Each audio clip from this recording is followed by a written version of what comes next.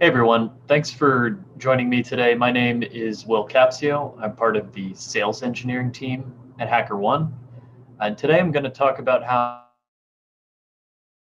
and vulnerability disclosure programs to aid our customers in securing their attack surface every day. Um, there's a lot of different ways that we do this. We're going to go into a little bit of that. But first, really quickly about me. I've been at HackerOne for almost 2 years now. Before joining, I've had a couple IT and security roles throughout the years. And at HackerOne, my role has me work with our sales and customer success teams to provide technical and domain expertise for our sales team and our customers. So here's a high level look at HackerOne. We have over 2,000 customers around the world that we've run programs with, including some of the logos that you see here on this slide.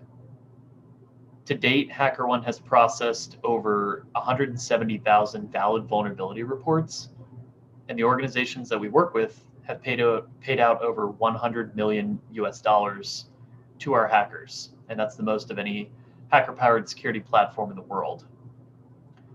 So today, a lot of enterprise organizations are using HackerOne to incentivize the best of the best to approach their attack surfaces. And with an average cost of a vulnerability being around $979, and the average total cost of a data breach in 2020 being 3.86 million, there's some serious potential here for savings.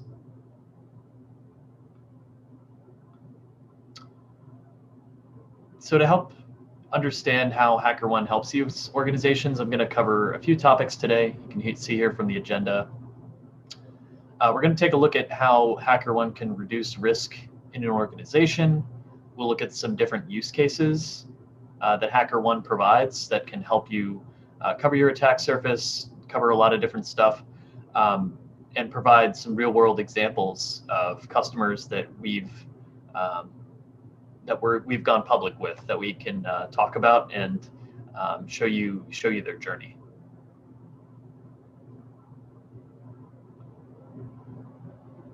So HackerOne, our company mission is to empower the world to build a safer internet. That's a mission that we take very seriously. We have a lot of different company values to help us achieve that goal, and that's something that we keep in mind when we're running all of our programs at HackerOne.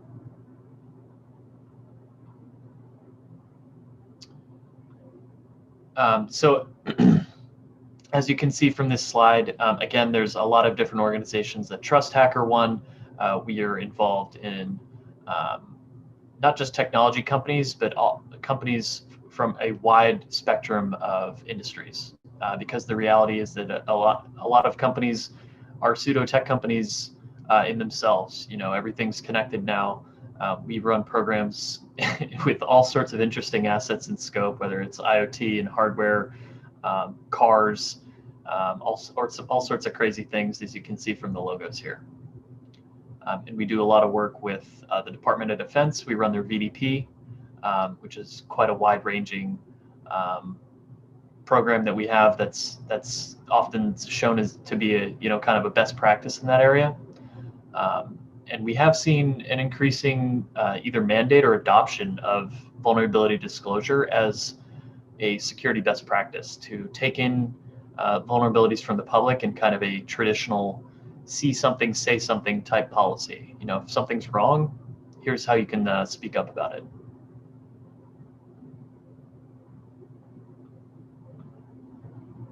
So how organizations use HackerOne, there's four primary business drivers that we talk about a lot at HackerOne. And the first one is securing the evolving attack surface.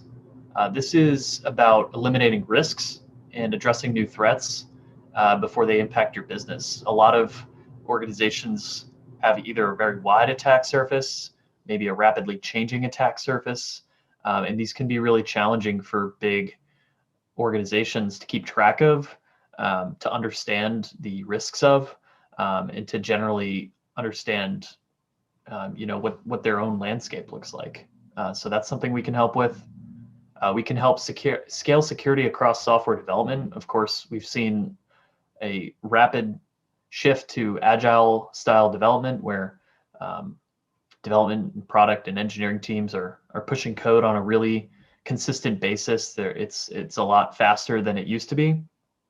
So this continuous integration, continuous development style, it doesn't line up with traditional testing. That's point in time, that's spread out throughout the course of, maybe it's an annual test, maybe it's a quarterly test, but none of them are able to keep up with that traditional testing. So crowdsourced security is a great way to get a more continuous test and get a more continuous look that matches what you're actually developing. Ensuring compliance, there's a few ways that HackerOne can achieve and help you all achieve and maintain compliance without any overhead or complexity. Kind of a kill two birds with one stone. We'll cover those solutions later. And then finally, we help build digital brand trust. One of the HackerOne values that I mentioned earlier is defaulting to disclosure. We're all about transparency. We think we like to say that transparency builds trust. And so we help a lot of different organizations use their vulnerability program statistics or bug bounty program statistics to talk about what they're seeing on their organization, what they're seeing on their attack surface, what they've found, what they've resolved, and help they basically build confidence with their customers, with their clients, with their leadership.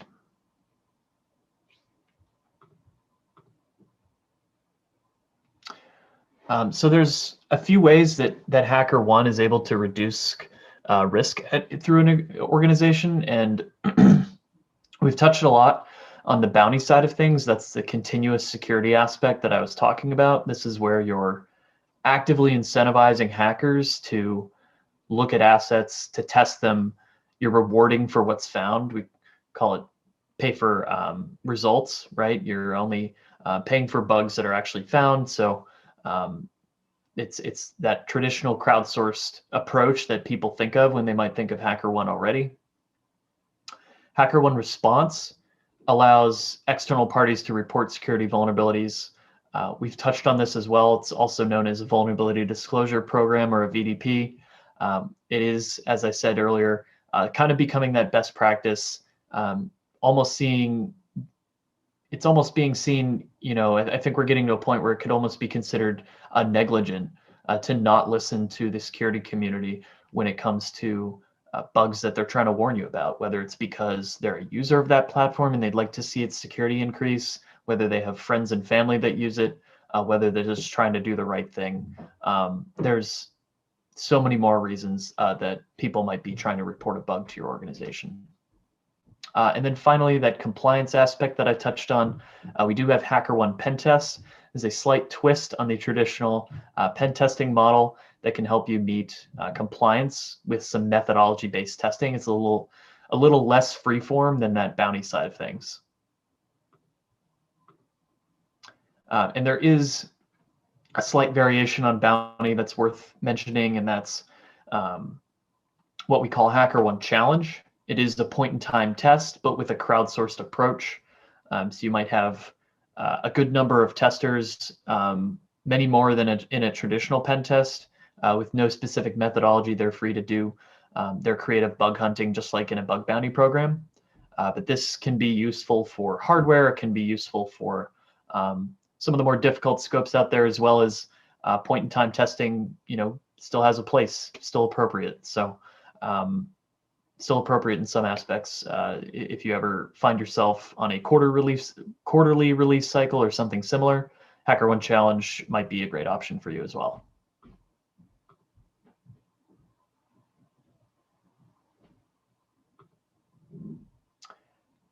Securing the evolving attack surface here. Again, there's a lot of different reasons that you might be looking to do this, and that's just to secure your existing attack surface, the applications that you do know about. It might be a cloud migration. Something that we see a lot is companies looking for some level of assurance that their migration has gone smoothly. And then, consolidating tools, cutting costs, killing two birds with one stone kind of play there. And a great example of this at HackerOne is Goldman Sachs. You'll be able to find them at hackerone.com/Goldman Sachs. They have a public bug bounty program with us now. But it didn't start that way. Goldman Sachs came to us looking for assistance in securing their attack surface. They needed to reduce risk, and they needed to make sure that they had broad coverage across their public external assets. And they didn't feel that their current solutions helped them scale. So they introduced a public response program that was not actively incentivizing any bugs. That was just kind of their starting point. And at HackerOne, we actually use a crawl, walk, run approach. We very slowly introduce programs over time. So I can assure you that public response program was at one point a very small private response program.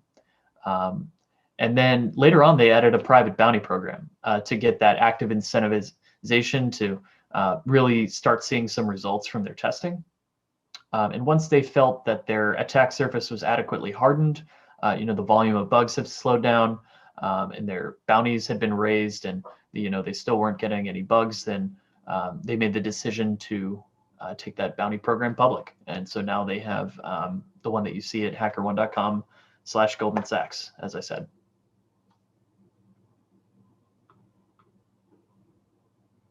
Again, scaling security across software development. There's a lot of different instances where you're looking to do this, whether it's trying to raise the bar for security on the apps that you already have, whether you're launching new products and you're looking to have them tested before they hit production, whether you're trying to scale up deployments, you've made acquisitions, customer acquisitions, new products, new features. Those are all certainly things that we can help test, either in production or before you send them over.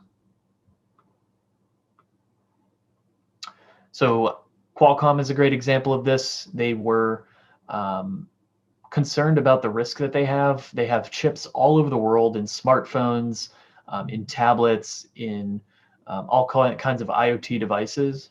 And if a vulnerability was ever discovered and exploited, the scale of that would just be incredible. So they launched a public bug bounty program with HackerOne, and they wanted to help strengthen the security of these products for their customers, and really reduce their risk overall across the world. And so when they launched their first 3 months, they saw a lot of success, paid over $80,000 in bounties and counting. And they're still up on HackerOne as well. You'll find them at hackerone.com/Qualcomm. Ensuring compliance, as I said, it's something that we help a lot of customers do. We ensure our own compliance at HackerOne. Of course, we run our own bug bounty program. We do our own pen testing, and we do everything that we need to do to maintain compliance with crowdsourced security. And we support a variety of information security frameworks.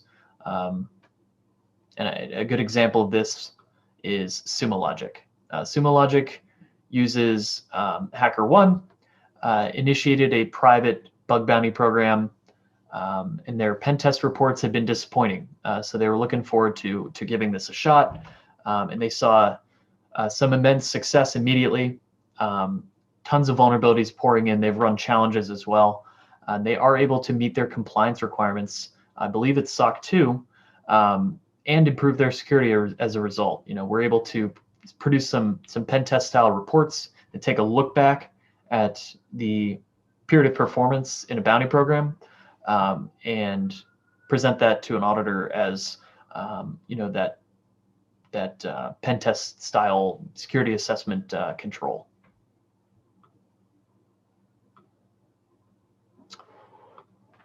Building your brand and reputation. This is, of course, something that we help a lot of companies do. They like to blog about the results of their security programs, whether it's VDPs, bounties. HackerOne will also help run various promotions for some of our programs that are looking to pump up the volume with added incentives on bounties or any number of kind of temporary promotions for a HackerOne program. And Hyatt's one of those examples. They wanted to protect all of their customer data, their consumer data that they have within their systems. They wanted to be the first major hotel chain to publicly announce a bug bounty program. They wanted to be seen as security leaders in that space and use security as a competitive differentiator. So they ran a private bug bounty program with us for some time to get ready for that public launch. We never want to immediately take any program public and get those engineering and product teams overwhelmed. So they eventually were ready. They launched the public bug bounty program with HackerOne in January of last year and have seen a good amount of success since then. In the first year of the program, they've had 619 hackers get paid out almost $200,000 to date.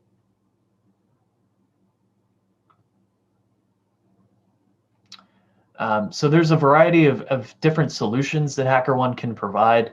We do our best to tailor every single one of them specifically to the organization that we're talking to. So this is part of the conversations that we have when we're discussing a HackerOne program with an organization. We're asking about the goals of that organization, trying to align the program to that, making sure that they see a good ROI on their program, making sure that they are going to meet the goals that they're looking to achieve with their HackerOne programs. And we have, as I mentioned earlier, several products that can help achieve this, whether it's pen test, bounty, response, that BDP option, and all built on the HackerOne platform. Now, we like to say that HackerOne was built as a platform first, and that helps enable a great amount of flexibility and scalability because we can build those services on top that we have, as you see here.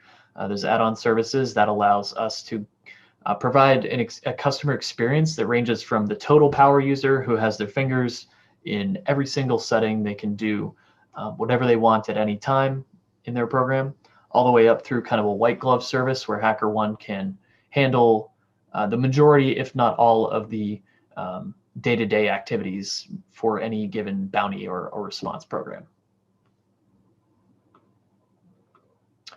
So thank you all for listening today. I hope you found it informative. Again, my name is Will Capsio, Solutions Engineer at HackerOne. If you want to reach out, some of my contact info is here. And I want to thank you all for watching. Thank you, Will, for the presentation. Okay, Carrie, it is your turn right now. Who's going to come up with the first question? Me again? You again. Hey, Will. A question from my side. What makes HackerOne's bug bounty different from the other providers? In terms of websites, protections, organization and the software developers. Just give us some ideas. How do I compare your product with your competitors, let's say? Hey, sure. So HackerOne operates in a pretty special niche in security. We operate in the crowdsourced security space, and that has a lot of different things that make it different from traditional pen testing. But what differentiates us from our competition, we like to tout the flexibility of our platform. We like to say that it was built as a platform first with services on top. So that enables us to deliver an enterprise-ready experience for any organization looking to level up their security with a layer of bug bounty or responsible disclosure. Any more questions, guys? I got one. Hey, Will, Mac here. Will, how much is the cost typically of fixing bugs during the SDLC process? And bug bounty, how does that help you reduce the cost? Sure. So I think it's pretty common knowledge that reducing bugs earlier in the life cycle can typically be seen as cheaper in the long run, though it is kind of difficult to get that that security integrated that early in the life cycle. But there's a lot of different ways that you can view the cost. At HackerOne, we try to measure each bug by its business impact, and we pay for kind of performance as you go. And so, we don't necessarily discern different payouts for where the bug is found in the life cycle, but we are able to set up testing in environments that are pre-production. So we can certainly help cut down on bugs early, often, and at a good return on investment. Thanks very much, Will. Any last piece of advice for our viewers?